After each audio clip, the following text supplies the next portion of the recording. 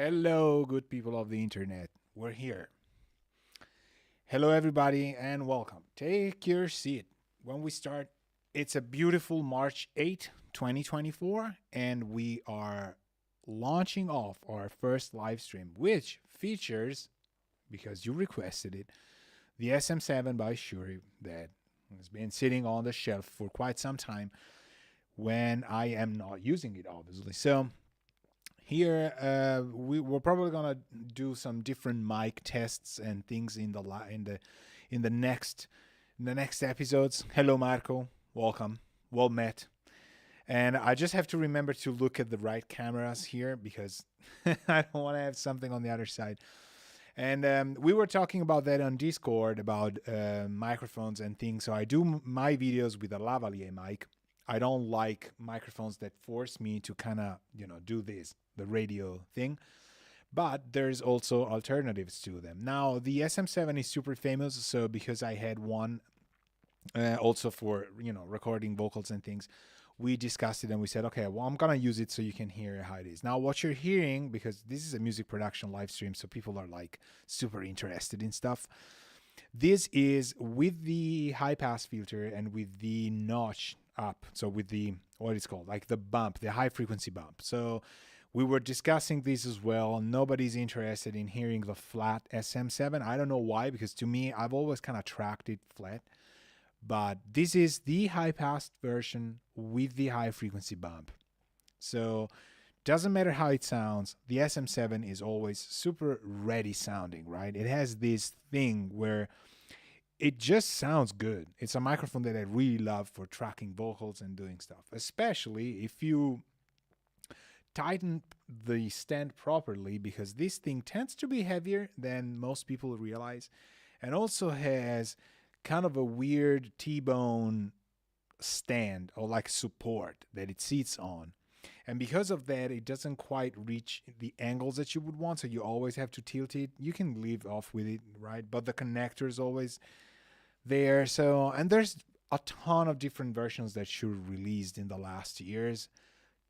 Like, I wouldn't say cheaper, but like less expensive versions. So this is what we're going to use. Now, you should set it in a way that it's not bothering you when you're doing things, but also that doesn't bother the shot. And because this is a dynamic mic, likes to sit in front of your face to sound good, doesn't fear proximity effects and all that stuff. Actually, probably sounds more authentic to what was tracked. It's always in the shot, and I don't like this thing being in the shot. So next week, for next Friday's live stream, we're gonna test a microphone that you probably don't know, that I've managed to get. It's not mine, but I can use it. And it's not a 416, just so you know. It's not a Sennheiser 416, which is the de facto standard, but costs from 8 to 1 grand, $800 to 1 grand. But it's something that you would, if I told you that it was a 416 with just a little bit of EQ, you would probably believe it's a 416. It's that good. And it has a couple advantages over the 416, because the 416 wants to have phantom power, which you can't always deliver with a simple AA battery.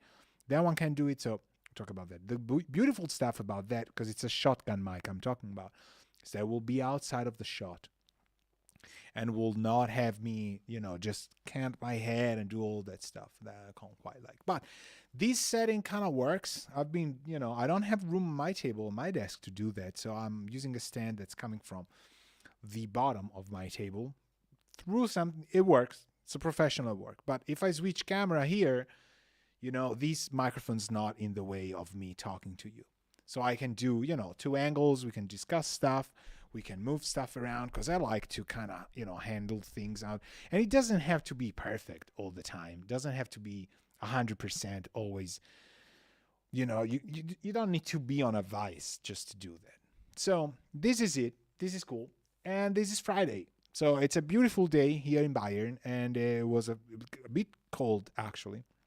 And we're starting off with one kind of a live stream. I'm telling you this. We have about an hour and a half, 2 hours to talk. I know people always come in when I'm, not probably about to close the stream, but this will be recorded and you can also watch that. But just don't leave just because it's recorded, because people like to watch things live. I have my chat here, so if you send me anything, I can reply, and it's like super real time. So by the time you type a question, I can kind of read it because I have you right there.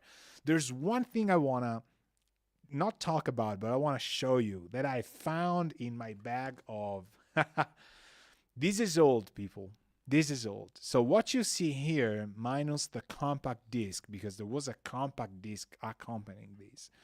This is look at how glossy this thing is. Right? Okay, well, it's been sitting into a bag of memorabilia stuff. So it's got some signs and things, but this was my media kit. This was my media kit as a keyboard player. Keyboard player, whatever you want to say, pianist, whatever. As somebody who plays black and white keys. This was my media kit. So I designed this.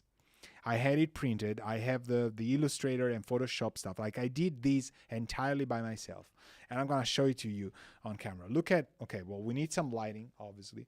So it unfolds differently. That's my name, obviously. Last name. Look at that. How cool that is. And on the back, there's just one line, one red line, like a laser kind of thing. All right. So this opens this way. Look at this. Is awesome. This opens this way, and there used to be here like a CD with music I had written and stuff, and a business card, which is still here. You can see my business card. I'm gonna put it closer to the mic. This is insane. This is 2006.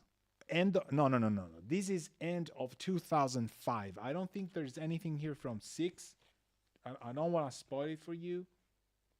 Yeah, well, okay, no, it's 2006. Okay, so my business card. That was my first business card. Here it is. Look at this thing. Look at this. It's kind of a matte black kind of thing. Piano and keyboards. Alberto Rizzoschettino. And there's actually my Mac email address, which is no longer valid. And there's, oh, nice. Studio Live, songwriting, recording, multimedia, video scoring, soundtracks, education. This was my media kit, because in 2006, you would make still media kits of your own self. So this is my Clavia Nord endorsement picture that I put also in the media kit. Look at how cool this is. All right, this is me. How cool that is. And I have here a Nord lead. I think that's a 3. I've had quite a lot of Nord gear because of the endorsements and stuff. Still bought them. Didn't get them for free. Except one for one time. Then I had to send it back.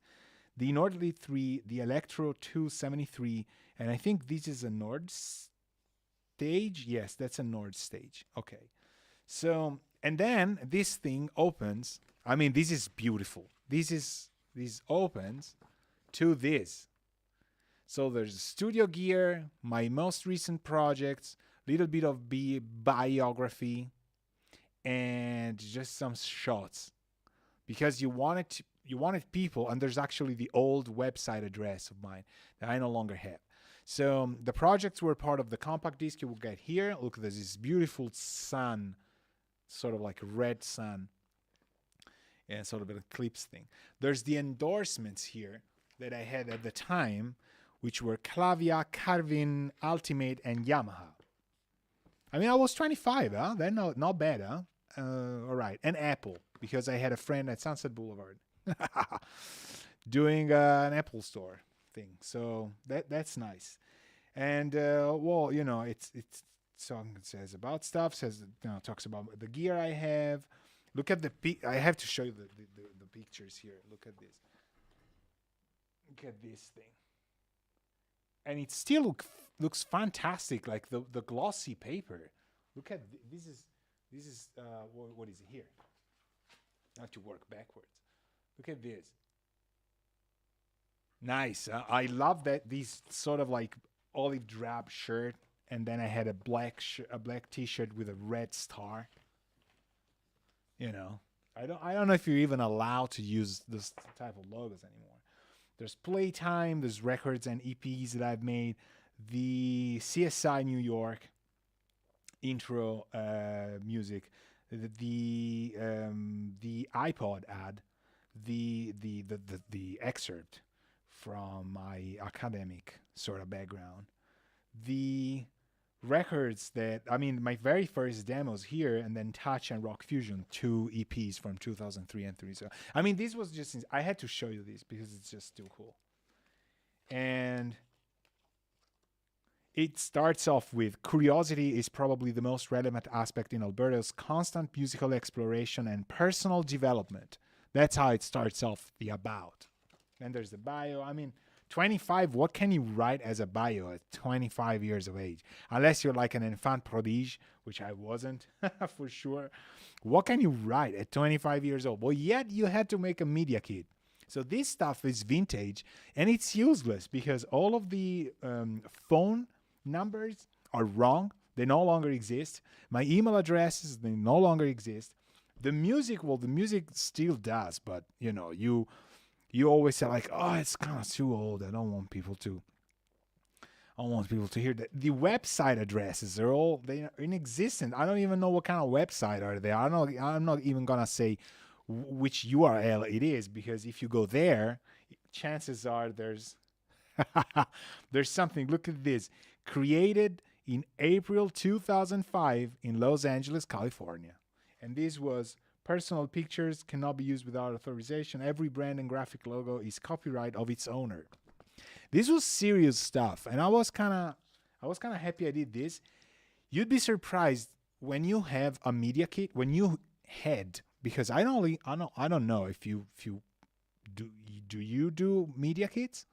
Have you ever had a media kit as a DJ, music producer, recording artist person? Have you? That's a good question. Have you ever done a media kit? Have you ever done headshots? Not in Call of Duty, headshots in black and white pictures that people can look at and say like, well, that's a pretty good keyboards player for the band that were auditioning for that stuff. Media kits in 2006, they were on the borderline, in my opinion, of getting completely eradicated. But I had to show you this. And you don't know how many I have. I think I have around probably 50 more, 60, 70, 80 in a bag or something, like in a box. Because you wouldn't give so many of them out as you expected. People were like, "Oh yes, of course, no, don't bother giving us a media kit. Just drop by tomorrow," and you'll be like, "Okay," and you had this, and you just would bring it back home. Amazing, but I mean, this is 2006, people, 25. How good is that? I was once 25. That's pretty good. So that's one. We should start pretty much all the time with memorabilia kind of things. That would be cool. That'd be cool. So what are we going to talk about today? I like this camera better just because it shows a little bit more of the room. I don't know if you like this camera better. Do you like this camera better? Maybe you do like this camera better. Well, through my amazing rotational skills of my chair, I can do both. So we can kind of move things around, but I think this is kind of a little bit, well, I don't know, maybe this is the better shot.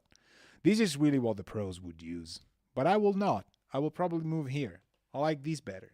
So what are we talking about today? We started off with memorabilia stuff. That's pretty good. You gotta admit that is good. And second of all, we have what have I been doing for this week?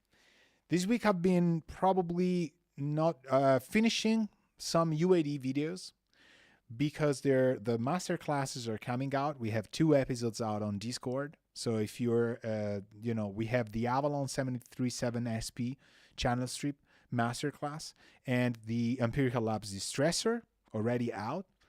And they're both kind of 20 minutes each.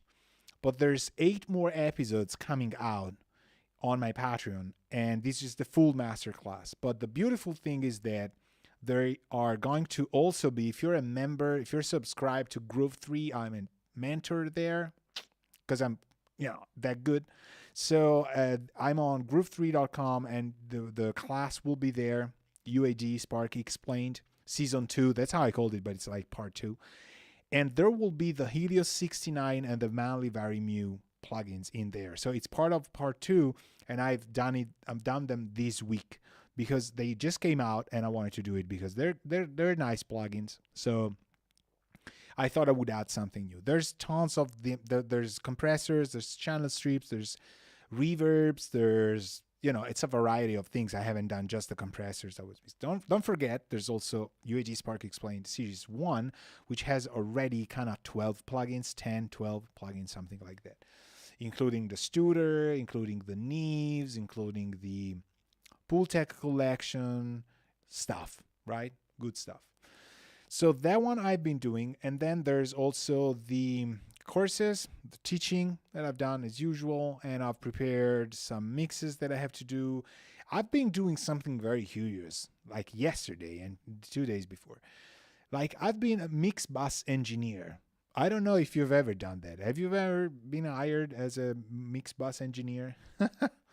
What does a mix bus engineer do? I've completely invented this term, but I was hired by a former student of mine to retouch and define the mix bus of his mixing session, which will reflect also in his record, because it's kind of not a template, but kind of a something that works on 2 songs. I've started obviously with one, and we transpose it to the second one, but it should be a method that he wants to apply to the entire record. So I've become mix bus engineer. You're not mixing the record, you're not recording, you're not mastering, you're actually taking care of the mix bus. I don't know. That's become a thing apparently, and it's just make it better for some reason, and it became better. So that's also something I have done. But just spring taking over gardening, RC cars, those things happening. What is there to not talk about that much or discuss? But there is something very controversial that I wanted to talk about, because we've had a number of I've seen this topic come around a lot, and I wanted to talk about it because I know you've been sort of not discussing it too much, but it's something about videos and things that happen a lot that I've read it around, and it's related to the question that you also asked me about: do you get paid for videos that you do? Do you ask for money when you make videos? How does it work? That's something that in the questions that I had asked in social networks, especially mostly my Mastodon fans. It's not fans, friends, and on Twitter, because to me that's still Twitter. I kind of got this question, and I kind of read it about a lot in recent times. So there's a ton of that happening as influencer criticism in Italy as well, because of a couple famous influencers who are in the center of a storm because of things they've done and things. So people have asked me, like, how does it work? I don't think anybody has talked about it, to be honest with you. I don't know. Or maybe there are. Let me know if there's influencers, or which I am not, but if there's influencers or people who have YouTube channels that I've been doing this. The question that I have been asked is kind of direct. I don't know if do you get paid, or what do you think about getting paid to do videos like you do? Are your videos free? Do you make them for free? Do you get free plugins in return? How does it work? Okay, so the videos I do are not free. I get paid for the videos I do. That's why I told you it's a controversial thing. I don't specifically get paid myself for the sort of performance. How can you call that? Performance. But I get paid because I have an assistant with whom I edit the videos. Now she doesn't. It's the daughter of a good friend of mine in Berlin, and she's studying media production and video editing as well. So it started off, he was my studio manager, dear friend, co-owner of the studio in Berlin. So he has a daughter, actually two, and the older one is in a university and she's studying that. So she started doing assistant job for me, and I pay her on a monthly basis, depending on how many videos we do and things. So I don't directly get paid for the videos I make, but I get money. I ask for money to pay her. So it doesn't cover a single video unless it's a humongous amount of work. It doesn't cover, I don't ask for the payment to cover what I pay her entirely, but it certainly helps my monthly wage to her. Hi, Angie, if you're watching this, by the way. You're probably not, but maybe you do. So we've been doing these for a good couple of years, I think. Now maybe this is the third one. So we've been doing this before the Patreon started and all that. So she gets money every month, as an assistant would need to. You know who you are. But the money I get for the video production helps her. So it covers part of my expenses. So in a way, I get money. Indirectly, I do, because I would pay her and I pay her less because I have help from the videos. But the videos that you see public on my website, and this is where it's controversial, we're going to get there, they're not free. I get money from the companies who make the plugins, for example, if it's a plugin. Now, it's not always 100% like that, but most, if not all of the videos that I've done recently are paid videos. Now, why is this controversial, and why have probably people been asking that? And I think it's a topic that the internet doesn't really cover. So I don't know if I'm going to get destroyed by this, by other people's opinions. I don't care. I don't care. I just want to put it out there because I think it's, there's nothing dishonest and there's nothing wrong. But I noticed that the YouTube people, the influencer people, the way of making money with YouTube, there's a lot of information that is not really out there. We talk about how depressing the music scene is. We talk about how hard the times are for gigging and recording. But we never actually really answer the questions that I was asked on the very first time I've asked people, hi, I'm going to do a live stream. Do you have questions that you want answered? The second, probably, or first question that I got was, do you get paid with the videos you do, or do you do them for free? How does it work? Can you talk about that? Straight right off the bat. So I'm thinking either I am very fortunate to get this kind of audience, or most influencers and most people that talk, and again, I'm not one because I don't have the numbers and I educate, I don't influence people. That's why I probably am not that famous. There's also lack of talent that makes me not famous, but there's a second reason, that is the unpopular topic and workflow I do. I don't care. I like my people, the people that follow me. I think education comes first all the time. Influencing is temporary. I believe in the long-term trust that we build together if I don't hit the mic. Okay? So this is how it is. Now, when I make videos, again, I don't know if people have been answering that or not, but I've seen a little bit of a kind of a shady behavior. Okay? So I'm going to answer it right off the bat. As I said, my videos are not free. A company asks me if I'm interested in making a video for an upcoming product. This has been going on for quite some years. And the first thing, I have almost email templates that I use to reply to them, because there's times in which you get a lot in a week. I tell them that I am interested in that. But the first thing I have to do is I tell them how it works. And this is how it works for me. I test the plugin, and if it's a plugin that I find useful in some way, not broken, legit, not something that is just teasing people to spend money on something that doesn't quite add anything, or I don't gel with the plugin, because it happens that I The plugin is legit, but I don't find ways to, for example, make my music better with it significantly. If it doesn't work, I cannot, you know, do it. I cannot do the video because what happens is I am not that good at bullshitting you, at BSing you.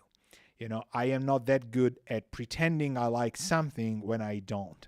And this has again been hindering my career. Trust me, because people know that I cannot really be put on a leash and behave. And most corporate environments don't really look for outstanding talent, which again, I am also lacking. But there's the second thing: they want people they can trust. And people like me, or I myself have sometimes issues just keeping my voice down when something doesn't work. I don't necessarily suggest improvements all the time. I don't care about spending my free time constantly suggesting how to improve something. Who cares? Some people will do it on their own. I'm not the improvement guy all the time. But you can really tell when I am not 100% into something. And this will translate into bad publicity. So I don't do it for myself because it also will hurt my own reputation. So if something, a plugin, for example, doesn't work for me, I don't do the video. I tell the company, I've tried the demo, it doesn't work. I've done it a lot. There's a lot of plugins I have turned down. And there's half of the companies, I cannot name names and I shall not name names, but there's half of the companies that are totally okay with it. And with these companies, I like to offer explanations on why it didn't work for me if they want me to, because it takes a lot of time to actually formulate something constructive. But on the other hand, there's half of the companies that really get pissed off about the fact that I say it doesn't work for me.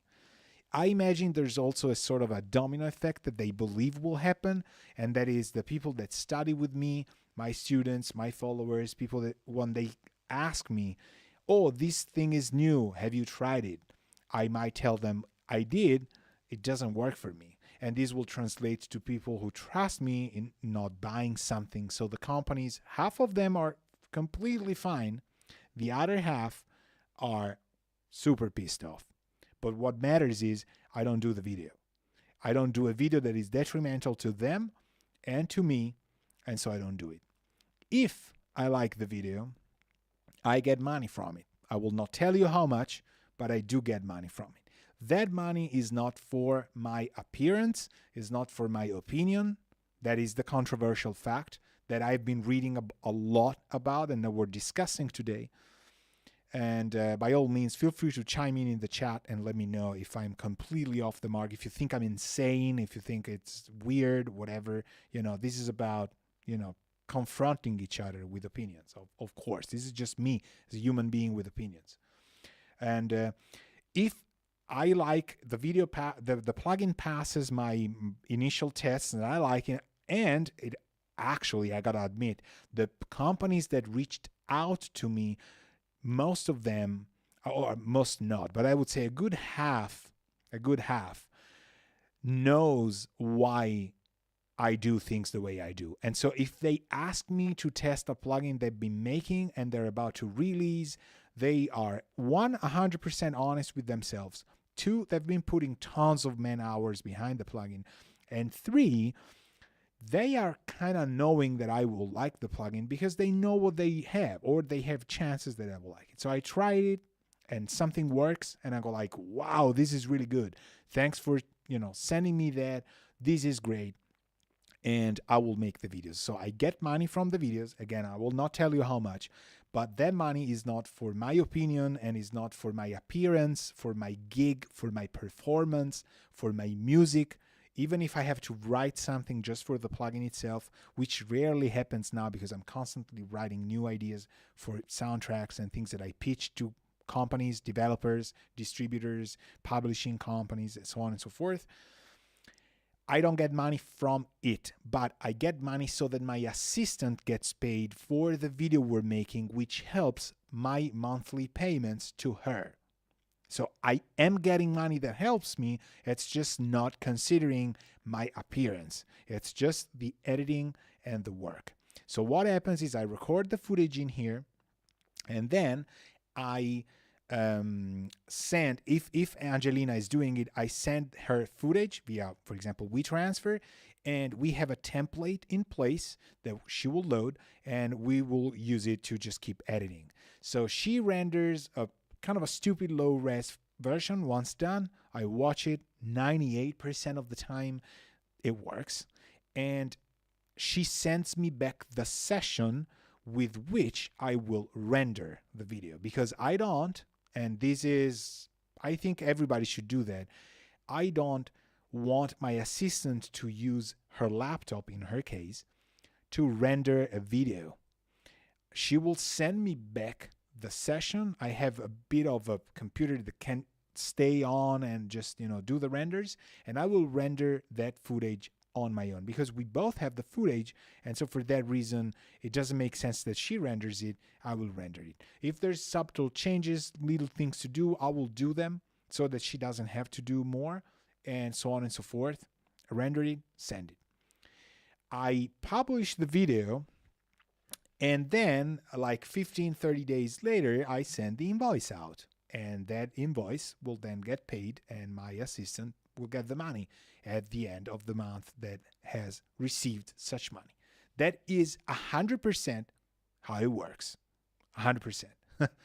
Now, as I said, why is this controversial? Why are the people talking about this thing? Why are influencers, which again I am not, I don't have the numbers to do that, why are people saying, well, you should not get paid, or this is altering the balance of the objectivity of a person? Because if I get paid, my interest is to get the most amount of money out of possible plugin jobs. And for that reason, the more videos I do, the more money I get. And if my assistant is paid in full for what she needs out of my videos, I don't have to pay her. And if it's extra money, I get to keep it, for example. No? So my interest would be to say just good stuff about the videos, and because I'm getting paid, it's not honest. So because I've now told you that my videos, the public videos on YouTube, most of them that I have are paid by the companies who make those plugins. If I told you that right off the bat, I am dishonest. To some people, I am gonna be dishonest because I intend to get that company the comfort zone of hiring me again. Okay? And I understand that.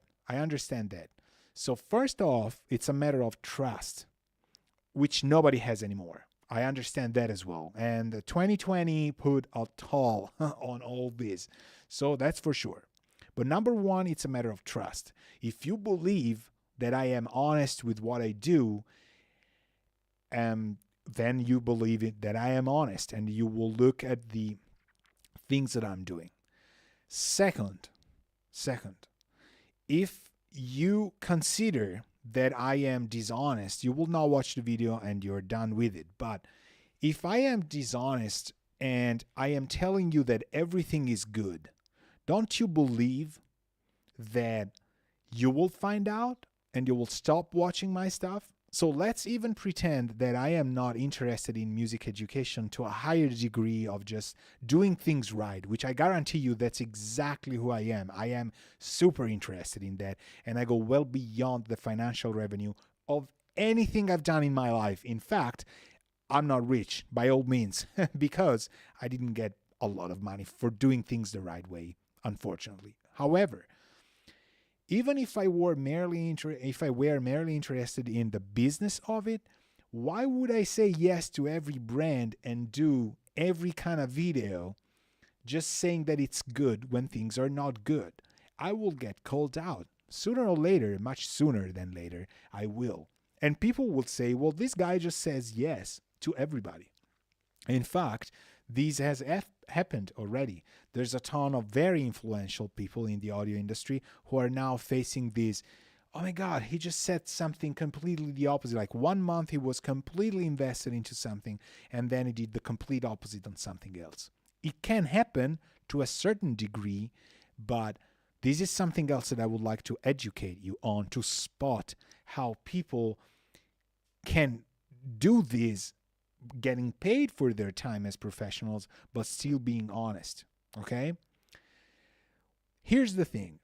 You are doing things professionally, so you're getting paid for it, but there might come a tool that I didn't use and I didn't have. For example, I don't know, a new equalizer plugin or a new multi-band compressor, I don't know, something that you incorporate into your workflow. And sometimes there's videos, if you've watched video of me doing it, there's videos in which I've said I actually started using this in a latest project. So it could be something that works for a project that comes in. It could be something that you want to add to your own template as a composer, for example. But it's very unlikely that a professional producer will change the foundation of their music production system 3 times in a year or every 2 months. It is completely unlikely. And so for that reason, somebody who's got a specific console, workspace, expensive patch base, and a month after has a completely different setup, and 2 months after has another completely different setup is somebody I really cannot understand. And so for that reason, I would believe, okay, well, you can spot that stuff and say that those things, he's either completely endorsed by brands, so he's not paying for anything, but he's not telling you that. He's telling you that that's what he likes to use and that he bought just so that you can buy into it, of course. Or he's stupidly rich, and I'm saying his, but she's or they're stupidly rich, and they like to change their setups every 2 months. Either way, that is not a professional that I want to follow. That is an entertainer, maybe, which in my case, it wouldn't be that entertaining. So that's somebody who is aiming at entertaining people or just doing telemarketing or that stuff. I don't know. I am not interested in those people, but maybe you are. I doubt it, but maybe somebody is. That's okay. But if something is completely overthrowing a professional way of doing music in some cases, I find that extremely suspicious. Now, if in 2 years something changes drastically, that could happen. For example, I've had this mastering desk for since what? It's now 13 years, or maybe not. Maybe it's 12. This should be the 12th or 13th year that I have this desk, and it's 6 years I have these 2 rack furniture things, the twins here. I've added synthesizers, I've added pedals, but there's pedals I've owned for 15 years. 17 years, 20 years. I still have them. They're also no longer in production, so I cannot get endorsements out of them. I got some things for free I didn't like, and thank you very much for it. I keep it. I use it in some sessions. I make it available to clients, for example, musicians that play. Absolutely, that's fine. But I never got things for free just to showcase them. I'm not that famous. I am not that famous. I am not that, I don't know, talented with music, with marketing, with whatever. I don't know. It didn't happen. It didn't happen. People don't get along with me as much as they do with tons of other channels that you probably are subscribed to, right? So, I haven't changed my, the MIDI keyboards. The MIDI keyboards I've changed because I've moved the layout. I moved from Berlin to near Munich last year. So I had a MIDI keyboard, but I didn't have my Prophet 12, for example. And the Prophet 12 being close to me here made it impossible to use the Control 61. So I sold the Control 61 and I got these, whatever, what is it? A key step. Awesome. It works on the table. Are you following? Does it make sense to you that this is actually organic? Right? It is. I haven't added any analog device. There's not been any change in the patch base. I haven't gone gold cables or anything. I have very good cables already. That's true. I haven't changed my monitoring. I haven't done videos on my monitoring in years because my monitoring hasn't changed. That is why I'm probably that boring and I don't get tons of billions of views. All right. My Moog Voyager is still my Moog Voyager and it's always there. And I still use it, but people go like, oh gosh, he's got this still Moog Voyager. Why hasn't he got anything new from Moog? I don't buy stuff to use the 14-day return window to just make a video and send it back. I don't get stuff for free.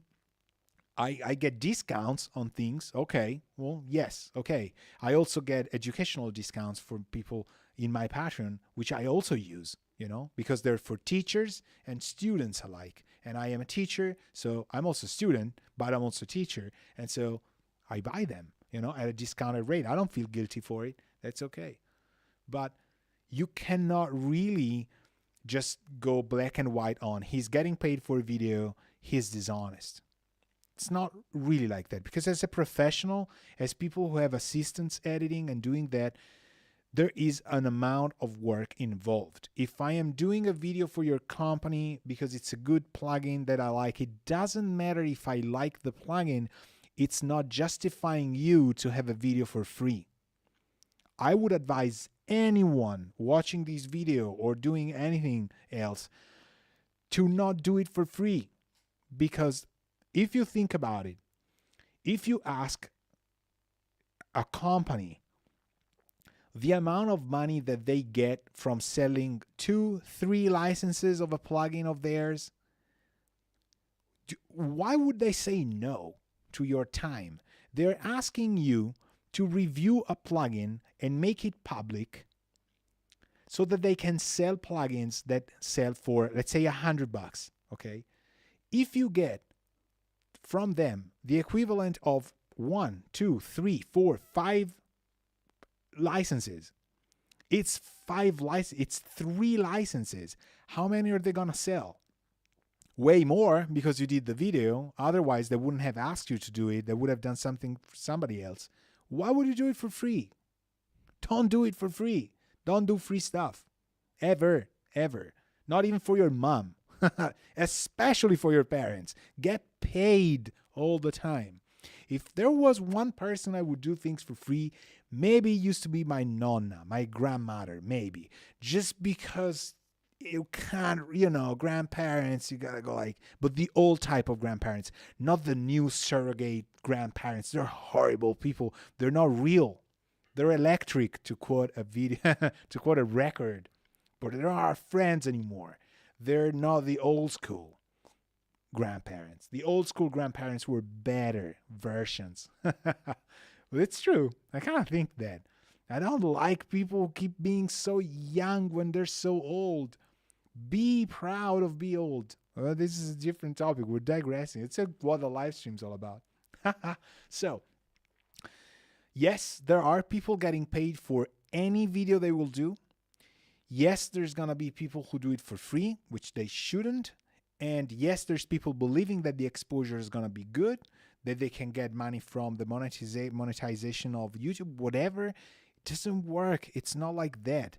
And in the long term, all of these people will not get the reputation of being an honest individual, which ultimately you got to eat, breathe, go to the toilet, make love to your beautiful partner, and then have cats or dogs or whatever animal you want to have, and then be honest, be clean.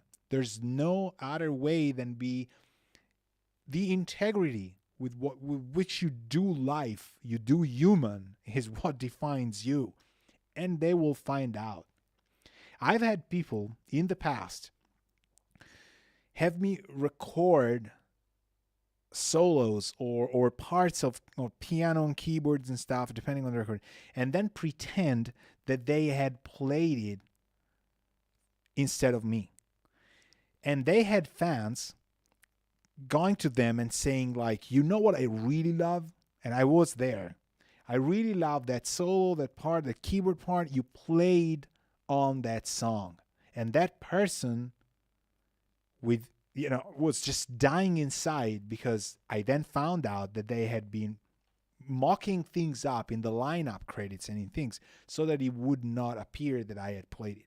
Now, number one, there is a very, very, very stupid Alberto who doesn't do the things right. Because when you do that stuff, you don't have to be just coming with lawyers all around, but you have to be sure that things are diamond cut, okay? Because it's always hard to fix it afterwards, right? Mixing, you gotta record it right.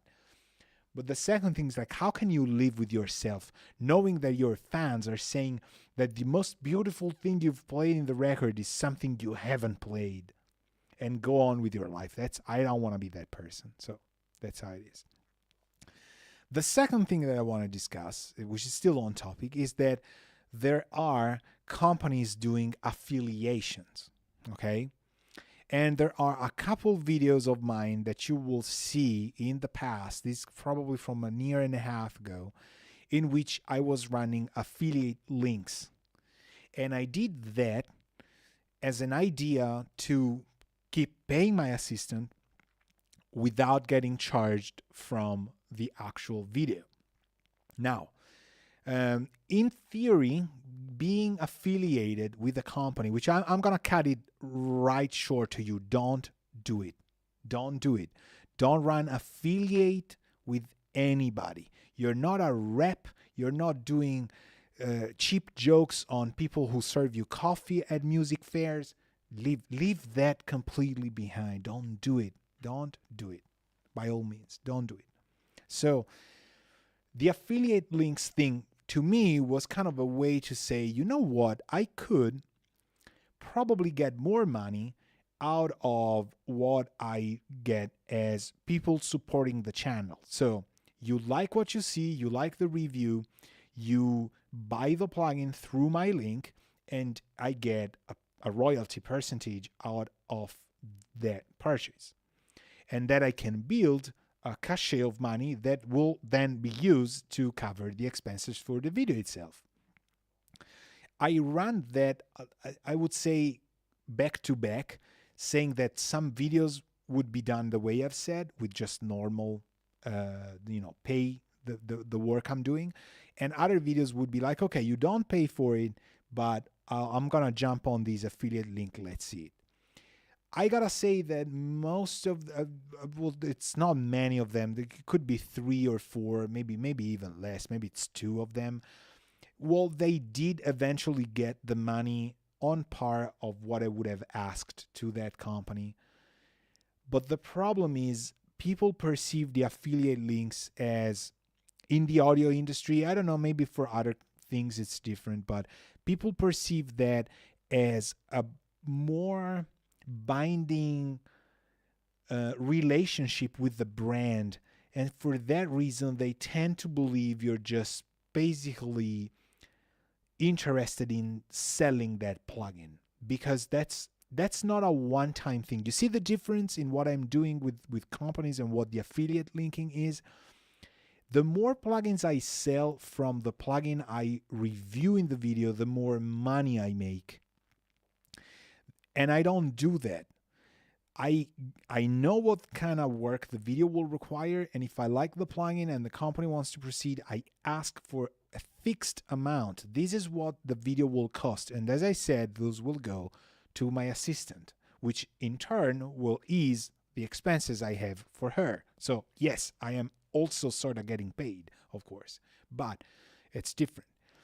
Affiliate links will generate unlimited amount of money depending on how much you sell. And so for that reason, it's a riskier thing, because even if you're 100% honest with it, people have a hard time perceiving that you will not push that plugin. And all of a sudden look for that, like, oh, he's using that plugin on a mixing video. Well, it's an affiliate link and he can sell that. Well, maybe this person really believes in the plugin they're affiliate with, but once you build 100 affiliate links with 100 different plugins, again, you know what I'm going to say. Think, how can somebody use 200 plugins and really believe in all of the affiliate links they send? Well, it's kind of hard, And how can it be that they do 200 plugins and 3 months after those brands have disappeared and there's 300 different brands and those are the game changers. Those are the game changers. Have you heard it? Have you heard that story, that fairy tale, the game changers? If you heard it, drop a line in the chat. What's the latest game changer that has not changed the game for you? Imagine imagine somebody from the X-Files telling you that with that accent. How many times? It's common, unfortunately. That happens. So it's what it is. So affiliate links I have not run any longer. Also, I'm slowly slouching on my chair. There's been 2 companies that I have heard have actually, there's allegations of the company skimming on the money that they really owed to the affiliated people.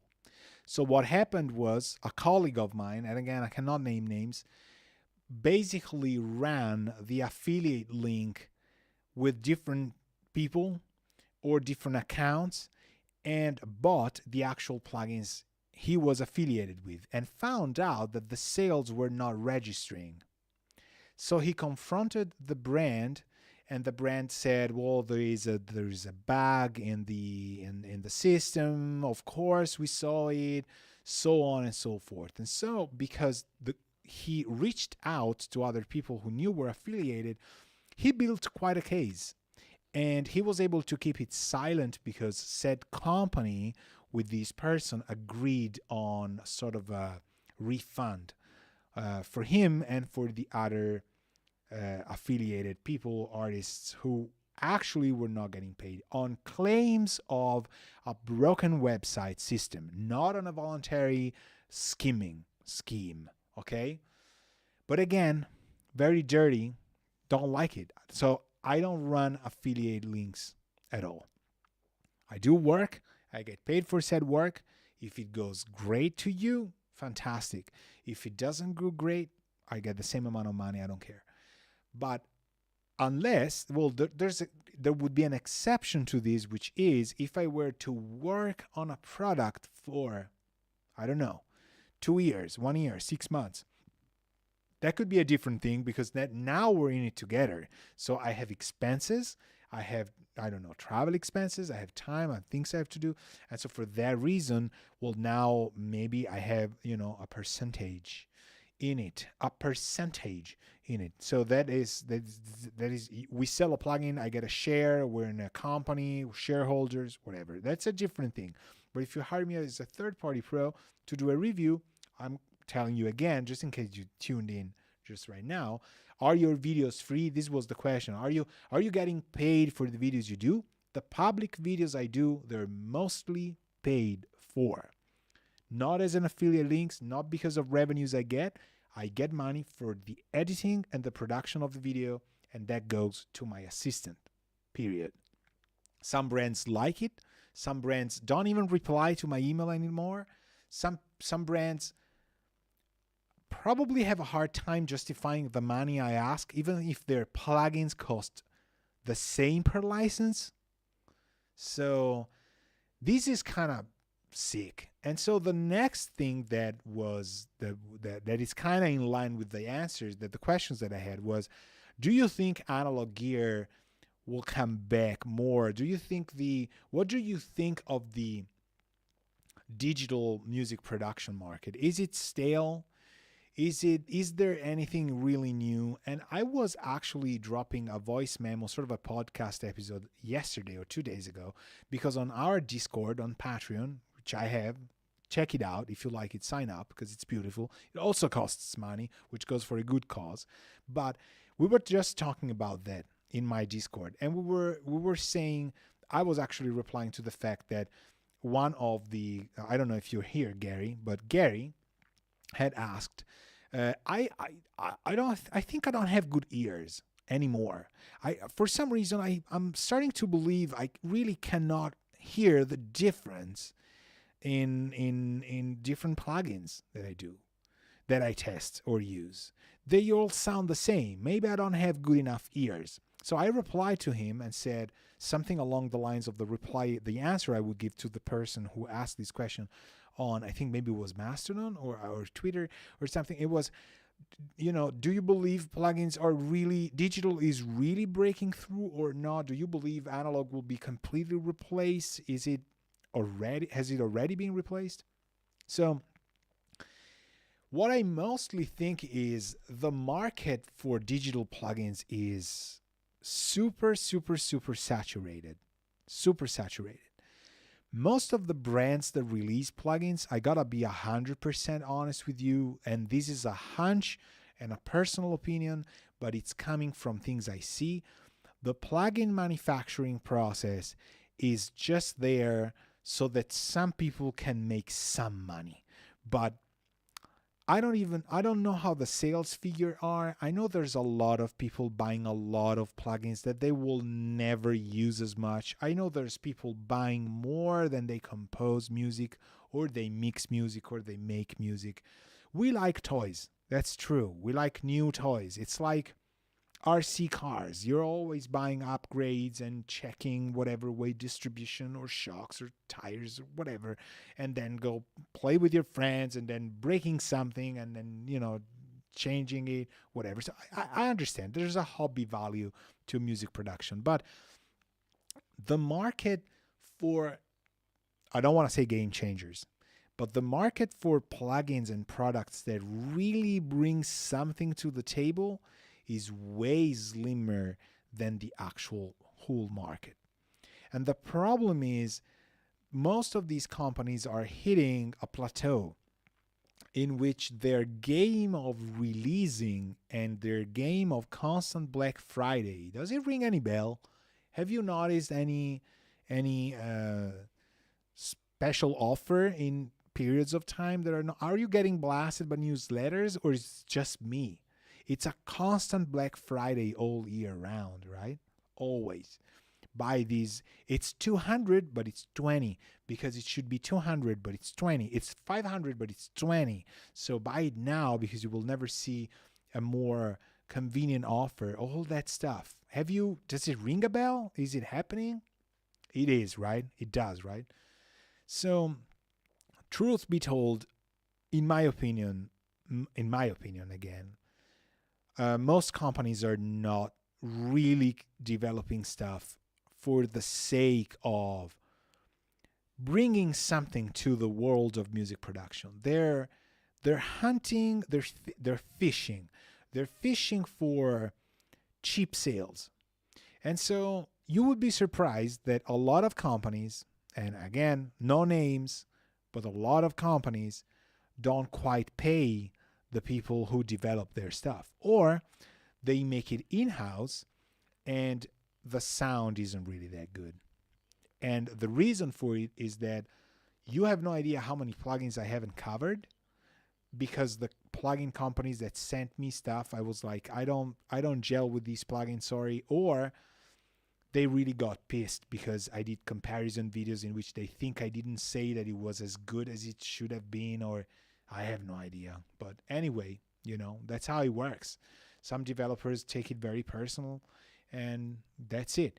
But the graphical user interface is certainly being developed nicely. Hey, Doug. Hey there. Hello. So the graphical user interface is certainly being developed. Some companies even hire young 3D artists who believe they will do it for a little bit of exposure or a little bit of an expense paid, but they get nowhere close the money that the company will actually make from the plugins. However, it is also true and should be said that these companies have expenses that the 3D artist that makes the graphical user interface does not have. Like, for example, website or e-commerce platforms, right? All that stuff, promotion and things. But in general, the plugin companies don't want to pay you for making reviews.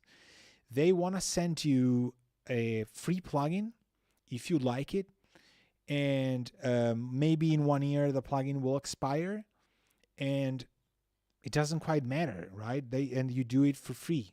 And if you want it, they will give it for free. And they will kind of introduce you to this concept of being sort of special because you're getting that plugin for free and you're doing that review, and you're free to say anything you want.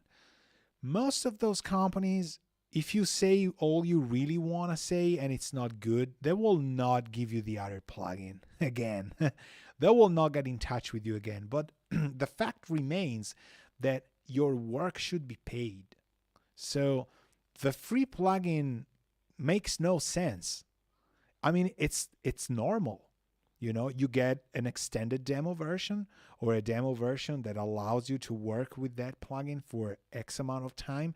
That could be 2 weeks, could be 3 weeks, could be 30 days without restrictions so that you can demonstrate it to the people. And then you get paid for the video. And if you like the plugin, I would be okay if it's a honest price to buy the plugin, and have it maybe buy it at an educational discount. That's okay. That I like. But, I get less money from the video production for my assistant, but I also get the plugin, Now, truth be told, I really don't need all the plugins I want to talk about. And so we go back to the initial topic. Am I honest? Are these people honest? Because I am reviewing a plugin that I don't make all the records with, that I don't make, all there, right? So, Kids, you said, how to get that on? I don't understand what. How do you get it started? No, please elaborate on the question so I'll gladly answer. Are you honest because you're using that plugin? You're not using that plugin? If I were to tell you that each and every plugin I get to review or use is like the next thing that I will use in my records would suck even more than they already do, right? Because which kind of professional adds tools on tools on tools on tools on tools every week, every month or something, just because they're amazing? They're the best screwdriver ever invented. So to hell with my previous screwdriver, I will use that. It doesn't make any sense, right? In fact, the videos I do and the content I do is always to show you the concept behind the utilization of such plugin. What I want you to get and what I want us to sort of cheat the audio company with, and it's a good type of cheat. And the good companies like this, they have no problem with it. What I want to cheat the audio company is that I want to educate people and use, okay, kids, I get it. How do you start on with it, right? Okay, I will answer that. I will end this and answer that. Kids asks, how do you get started with the job? I can tell you how I started, I will do that right on. I'm brainstorming things. So I want to educate you on the concept that plugin can elaborate on, and you can look at that plugin and say, okay, I like what that thing is doing, but maybe I can use something else I have because I want to save money. I have other expenses. I have family things. I have my kids. I have my pets, whatever. So let me try. This would be my ultimate amazing goal. If my viewers, my followers, my fans, my students, whatever you want to call them, would watch a video of a plugin that I demonstrate, which is a new plugin. I get contacted by a company that says, do you want to do a video review? As I said, yes, let me try it. If I like it, you pay me and I do the video. But I say everything I want about the video. But if I don't like it, I don't do the video. And they go like, absolutely, Alberto. Thank you very much. That's actually a very honest price. And I have companies that I will not, that I have not, I cannot mention, which paid me more than I have asked, just because they liked what I had done. So yeah, he said, don't worry. You came late. He said, I came late. What is this all about? This is a live stream that I hold every week, and we just talk about, I answer most of the questions that I get during the week. Sometimes I will play stuff. Sometimes we will just produce, I don't know, just show something. I have a question maybe on a DAW or something. We can look at my computer and stuff, but it will mostly chilling out, just talking about that. And the two questions I got, one mostly was, do you get paid for the videos you do in public? And how do you get paid and why? And it's also part of the reason a lot of people are saying it's dishonest to get paid for doing a video review. And I've been discussing that a lot. So what I would really love is that people like you who watch a video review that I do will take the concept of why I do something with that plugin and say, I'm not going to use that plugin. I'm going to try and use something I have already because that can save me the money. If you spend time recreating the concept that you heard it at work in a video of mine, you're training your ears and brain and you're trying to explore things your own way. This is the best. Then it could happen that you try everything and you say, darn, that plugin does something that I still miss. Okay, let me buy it, So this would be my utmost goal, right? This would absolutely be. So to answer, Kiza said, like, how did you start? How do you start that? Well, I can tell you, I don't know. I cannot tell you how to be the influencer type of guy or the open your YouTube channel and do things. I am the last person who can tell you because I don't have the numbers to actually do this. I am absolutely unfamous. So I am not influencing. I am not living off the money of my YouTube channel. No, I work, I teach, I compose, I get license scores. Sometimes I write 10, 100 sketches. One gets licensed, maybe gets used, maybe not. Blah, blah, blah. That's my work is made of many, many things. I review videos, I produce videos for other companies, blah, blah, blah, blah, blah, blah. And I also get paid from YouTube, from the videos I do, and then I pay my assistant. But there's better people in the audio channels of these very YouTube platform that willingly maybe they will tell you how to start. And some of them will tell you be genuine, start your YouTube channel the way you want to start it, be yourself, blah, blah, blah, do your stuff. I don't know if that will work or not. I know I'm genuine. It hasn't brought me the fame of other people. So sessions kids are always, the live streams are always Fridays, 6 p.m. Central European time.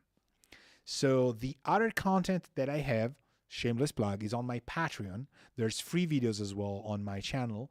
And there's different tiers in my Patreons. I teach music production. So there's different mixing, music composing, producing music, soundtracks, stuff, all those things. Running a recording studio, running a business in the recording industry, all those things, producing music as a composer, piano and keyboards, all that stuff. So the links are in the descriptions of this live stream. But the live streams are always Friday, 6 p.m. Central European time. They get recorded and they get published as well on YouTube. So the way I started, it was physical. The way I began to do it, began doing it, all the possible English way of doing it, of saying it, was physical. I started working as a product specialist for 2, 3 important brands in the audio industry, and I would do demonstrations of their products. So I would get hired and paid to do master classes physically with people at my place or in different studios to showcase a specific piece of gear. It wasn't about plugins, it was about gear. So it was keyboards first when I was very, very young, and synthesizers like a Nord Lead, Nord Electro, Nord Stage, Nord C1. This is the products that I have showcased. And then it was hardware units as well. So it was compressors, equalizers, backbone stuff, and things. But I will do it physically. So when the pandemic started in 2020 and I was locked in my house, I started a YouTube channel that I already had, but I started doing live streams like this one and just talk for an hour and a half, something like that.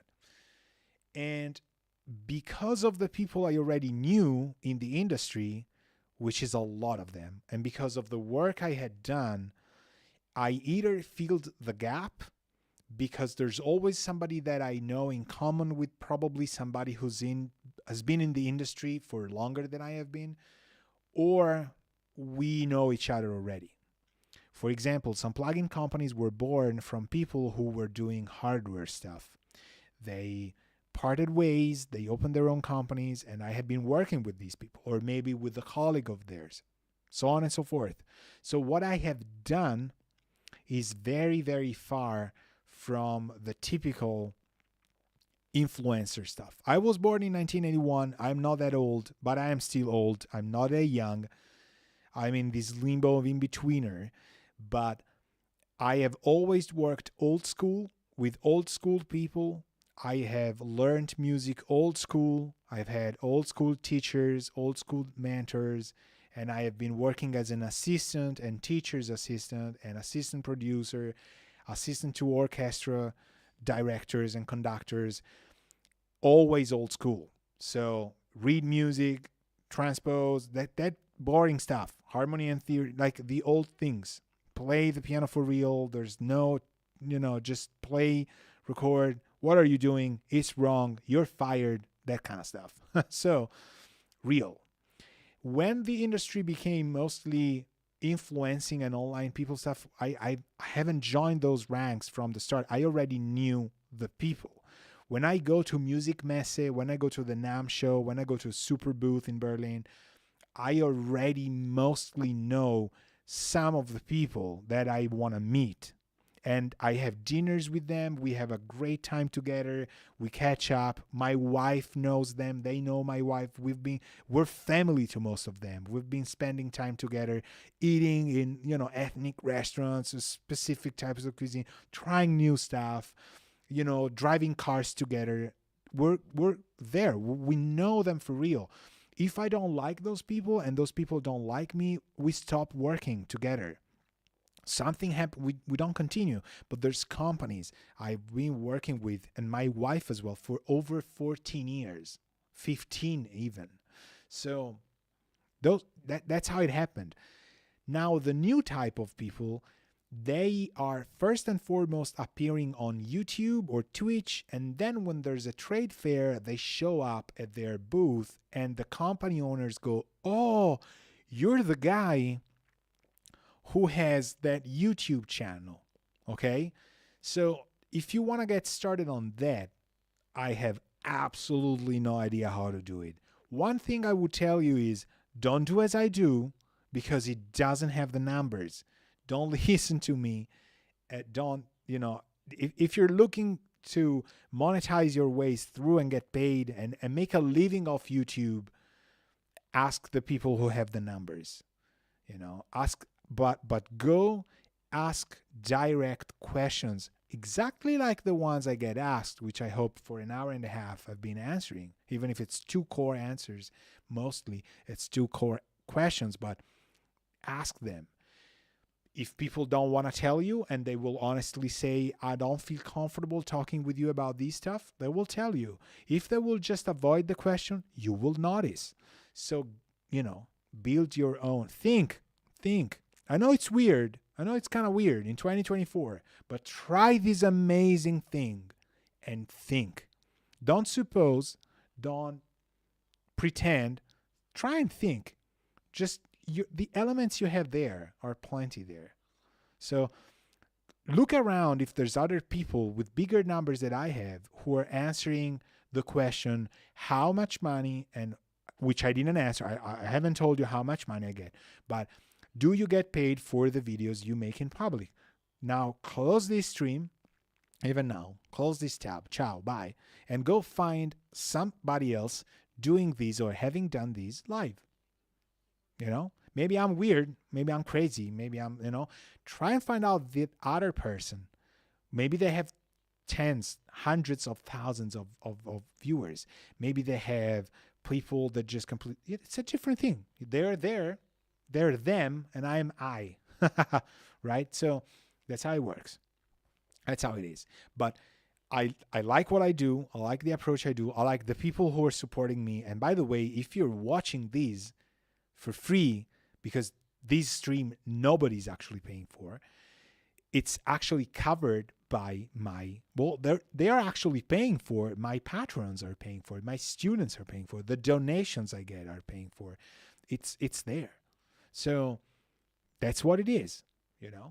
There's people who are not subscribed to Patreon that say, wow, you did a really great job. Here's a monthly donation. Here's something that's recurring. I don't want to study with you. I don't care, but I like how you approach things. I don't want to study music. I couldn't care less, but I like how you do it. So here, the sum of all this, yes, it's good money, but it's also honest money, but it's not a gazillion dollars per month for sure. So no. I still have to work hard to buy groceries every month. And I'm telling you, the times aren't easy. People don't like to learn. People don't like to spend time learning the things I can teach. I'm not saying that in these last 10 minutes, what's something I've been realizing for a year or so. The times are very hard. A lot of people have financial issues. I understand that. We always value money a lot, even if we're not in trouble. The money values, everything's more expensive, and so we cut on the non-essentials. And definitely what I do is not essential. I don't sell bread or water or rents or whatever, right? So that's true. However, I also noticed that it's trending to be aggressive. It's trending to be belligerent. And so to sit at a piano, at a keyboard, grab people's attention because you're playing live at a bistro bar, whatever. People hate the guts out of these distractions.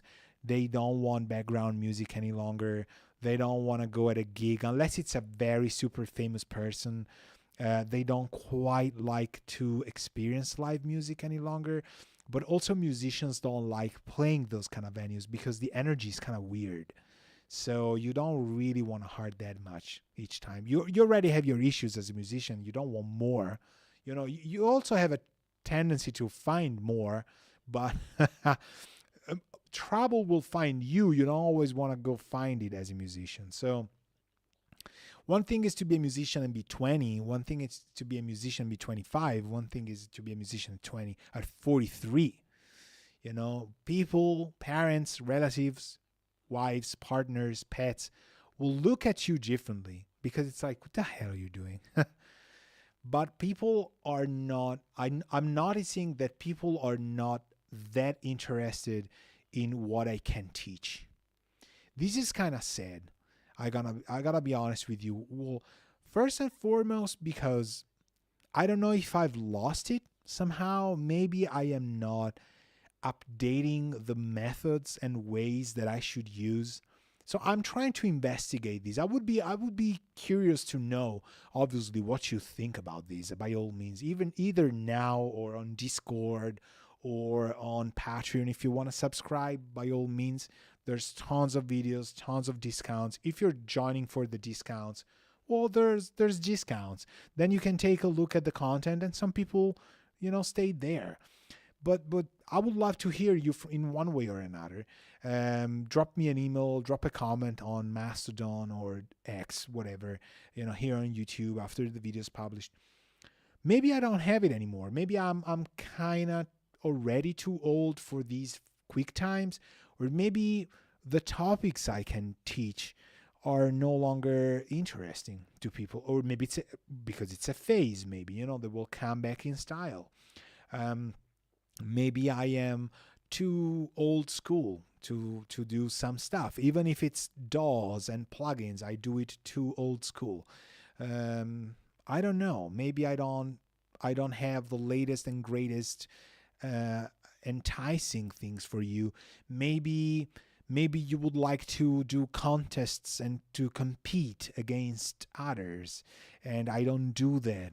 I don't know, but I'm noticing that I'm losing traction of people a lot. I've never been an easy person to be around with, and I'm really difficult for a lot of the people in real life who know me. I'm not you know I'm not I'm not difficult to a point where you don't want to have one time dinner with me. But in the medium long run, I'm heavy probably as a person just because of how I approach studying and routine and method.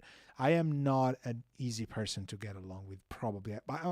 I'm a great team player. I respect people. I do things out of professionalism, but I don't really communicate affinity, probably. I don't know. Or complicity. Probably the term I would be looking for is complicity. I will not feel an accomplice to something that is not maybe too pure. And so you can't really find me doing things that then will build secrets to us. Now, I'm scratching my nose. It's probably meaning it's not true. But I haven't. I'm about to sneeze actually, but I will not. I will try and not do it.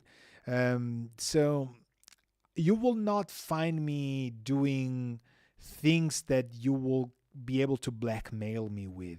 I'm not that person. I don't have sleazy sexual life.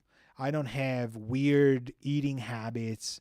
I don't use people. I don't try and put people in trouble just so that my career can go up.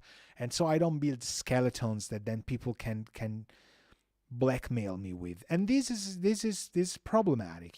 Politics, you need people like that. Unfortunately, most people in politics are like that. You need to be able to be blackmailed so they know they can trust you. So I'm a little bit of a lone wolf. You don't get along with people. It's a beautiful image, the lone wolf. Very alpha, very lone hunter, right? One shot, one kill, first recon sniper, Marine Corps. But it's just, in reality, you don't just get along with people. People don't get along with you. It's a difficult thing. So,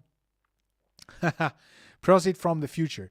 Absolutely. Yeah. I mean, there's no ways I can change anyway. So it's okay. I like what I do, and I know there's people who support me and follow me. So that's who I am. I like to do who I am. I'm not certainly changing at 43 years of age almost. I'm not certainly becoming the guy that influences people with tons of thousands of marketing things for a recipe for a cake or doing cat videos or whatever. It's just me. I will be myself.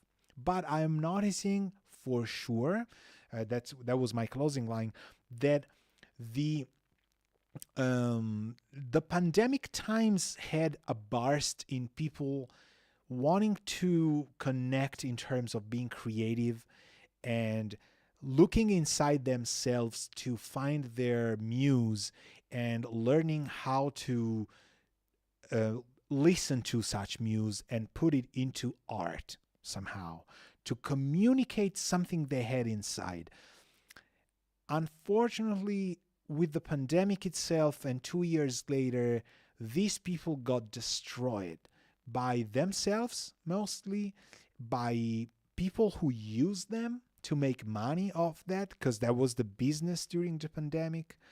And they are now very aggressive. They're now very frustrated, understandably, because they've been cheated on in a time of weakness, which always happens, obviously. But the times 2020, 2021, 2022 were really hard on being creative. But a lot of people approached being creative more. They wanted to it, and they got blasted with dishonesty and marketing, and they are now very reluctant to get back on track. I sense that a lot.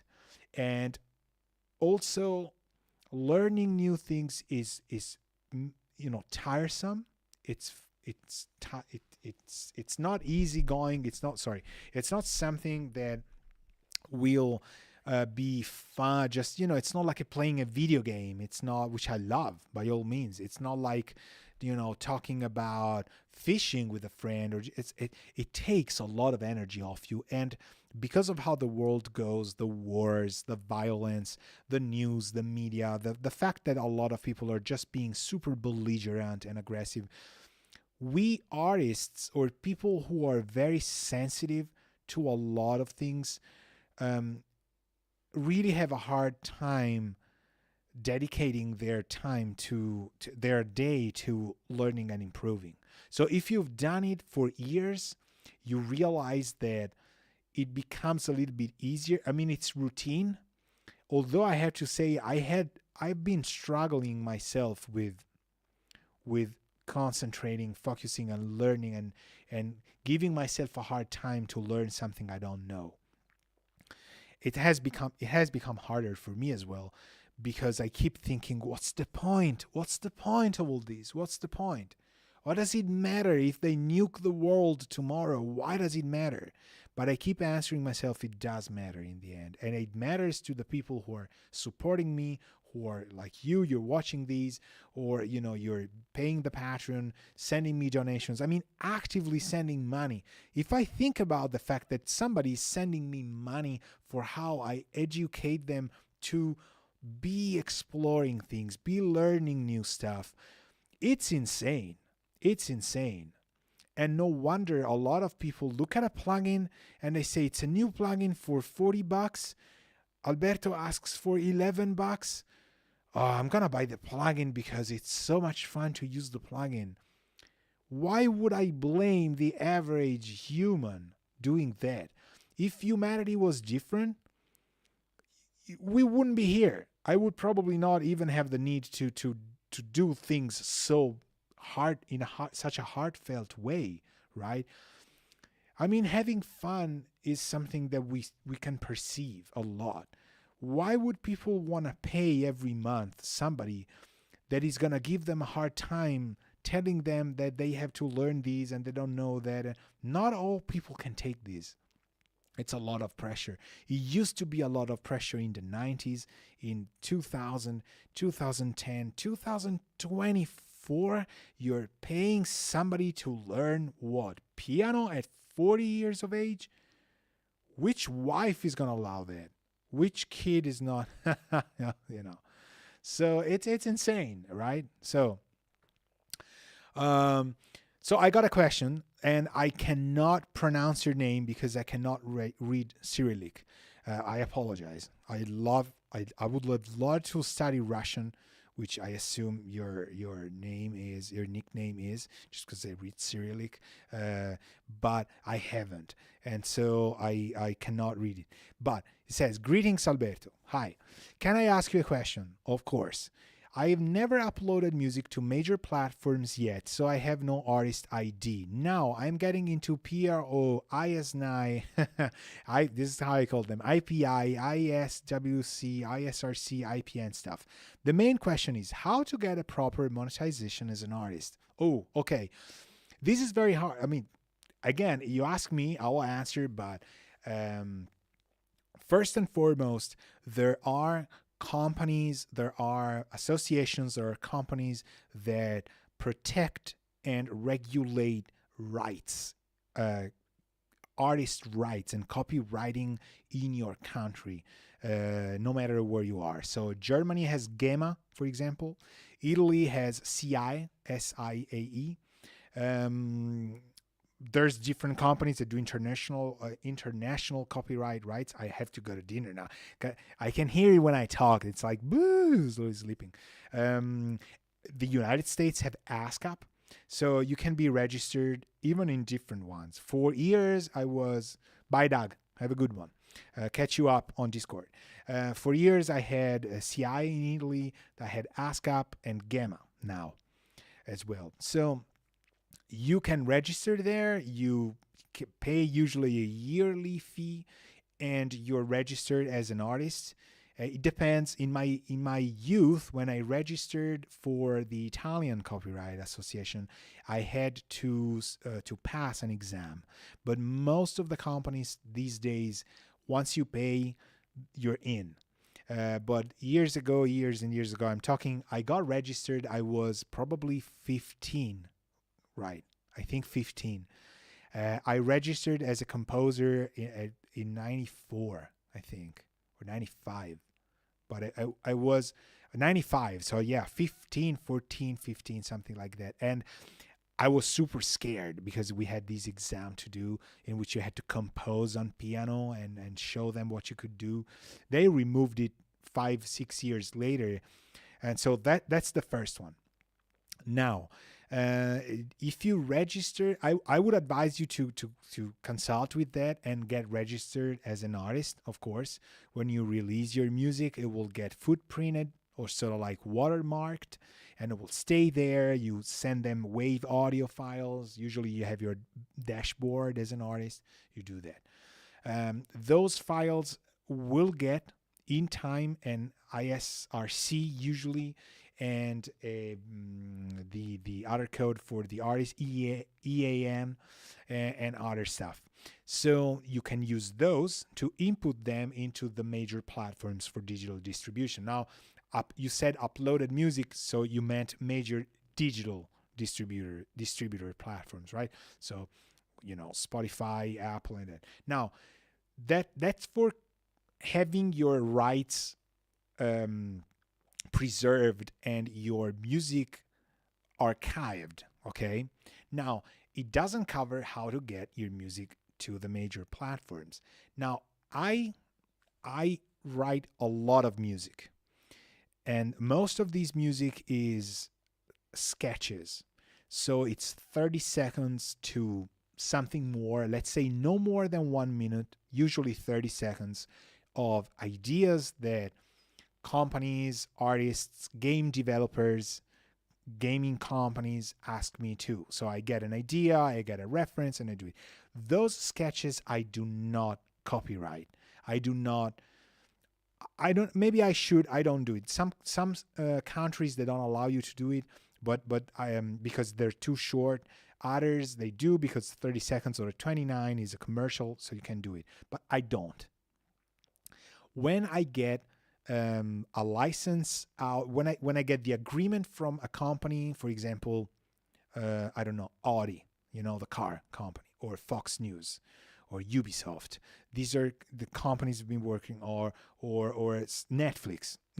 Okay, so companies that are affiliated with Netflix and have Netflix distribution and all that stuff, they say, okay, we like this sketch. Can you build a song out of it? So then I build a song out of that sketch. I start sending the producer team the ideas and the new things. I copyright that song immediately. This is stuff that you do with your national country-based company. ASCAP, GEMA, CI, whatever. Russia has its own for sure. I don't know. So that's one.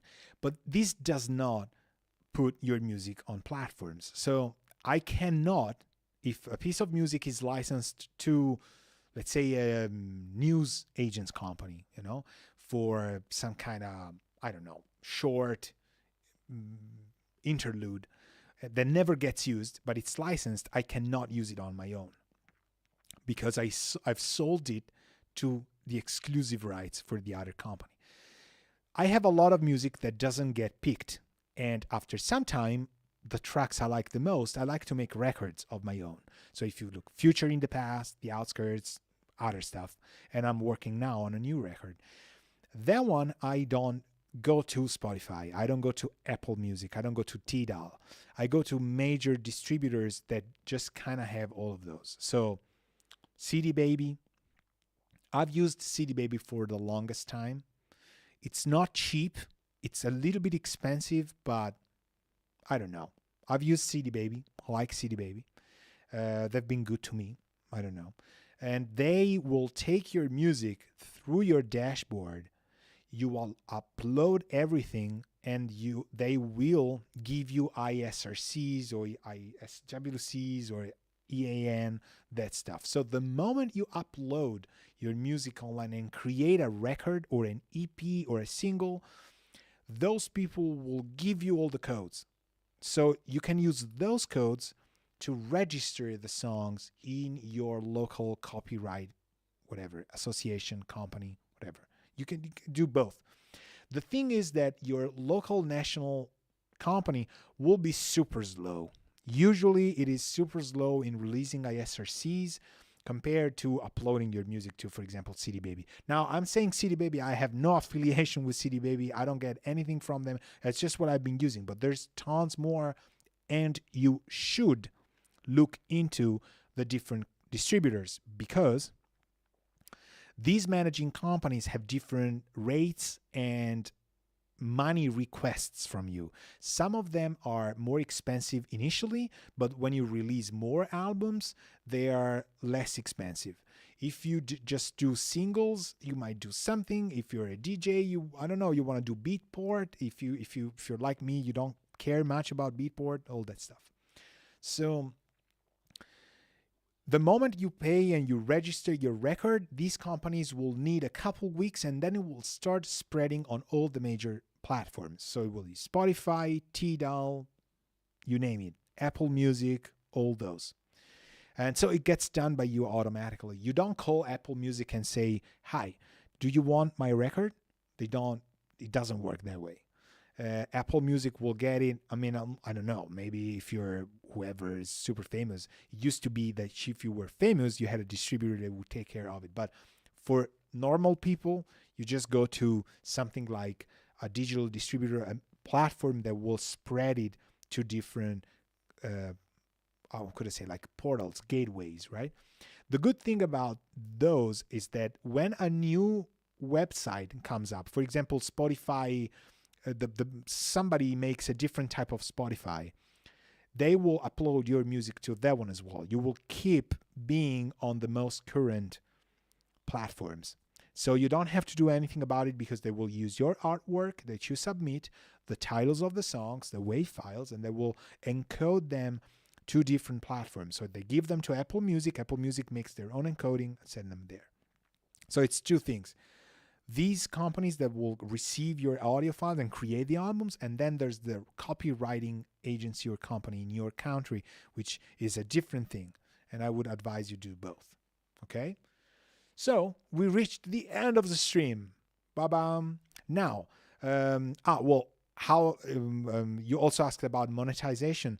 Well, that one is just coming from the revenues from the distributor. For example, CD Baby keeps track of all of my rights, of my royalty playback on YouTube or whatever. So they gather that because they know the watermark of my music. So they know, for example, that you've used a song of mine and your video has 1 million views. I get a share out of that. And so for that reason, then after you get X amount of money, you get a payout, which goes to your bank account. You get an invoice that you do yourself. You send it back to said company, which will probably not care. You upload it to your dashboard and you will never hear from them again. And you take that invoice to register with your tax ID, because you say, okay, I am making money from these, and I'm registering these in my account for my business as a composer. I am registered in Germany as a composer and piano player. So obviously I do my taxes every year, blah, blah, blah. That's boring. And do not learn how to do taxes from me, because I got saved many times from accountants in Germany the first years that we were here, and Italy as well, because I am not good at it. Well, now I am, because I have people that I just send stuff to and they do it for me, but don't get advice for taxes from me. I don't do it. So, quarter to 8 p.m. Dinner's calling by all means. And this was a fantastic stream. I think we touched on to some of the most, or at least the first very controversial stuff, which I loved. And the video will be available. If you're probably watching this from the future, this is a video to you. This was a stream to others. I love doing this. I will keep doing Fridays at 6 p.m. It was a blast being here and talking about this stuff. We can do all sort of things. We can do synth exploration. We can do different type of topics.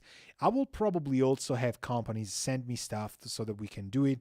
You're very welcome for the answer. I'm sorry that I as I said, cannot pronounce your nickname, but you're most welcome. That's why I do this stuff. Ask away.